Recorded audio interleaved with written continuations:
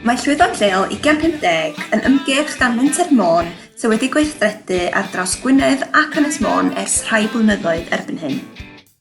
Drwy'r ymgyrch rydym yn rhoi sylw i gyfleoedd proffesiynol a chymdeithasol i herio'r ystref nad oes yma le i bobl ifanc. Mae Llwyddo'n Lleol wedi bod yn cynnig hyfforddiant a chefnogaeth busnes a chyflogadwyedd unigryw yn arbennig i bobl ifanc sydd wedi cynnig budd cymunedol ac economaidd yn ehangach. Mae'r holl weithgarwch yn cael ei rhannu ar wefannau digidol drwy gyfryngau cymdeithasol a thraddodiadol, drwy fideos, podlediadau a blogiau. Da ni'n awyddus i roi sylw i'r unigolion a'r busnesau arbennig sy'n herio'r myth ac yn llwyddo yn eu hardal leol.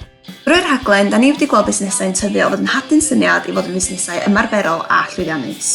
Drwy gynnig hyfforddiant arbennig a chefnogaeth ariannol, da ni wedi profi ei bod hi'n bosib i bobl ifanc ffynnu a dilyn gyrfa yma'n lleol.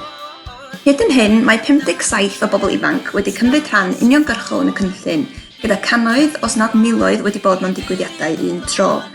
Mae 11 cynllun unigryw wedi gwblhau sydd wedi gweld 29 fusnesau wedi lansio, 24 unigolyn yn profi cyflogadwyedd, 7 wedi derbyn swydd wedi'r cynllun a 3 swydd wedi greu o'r newydd.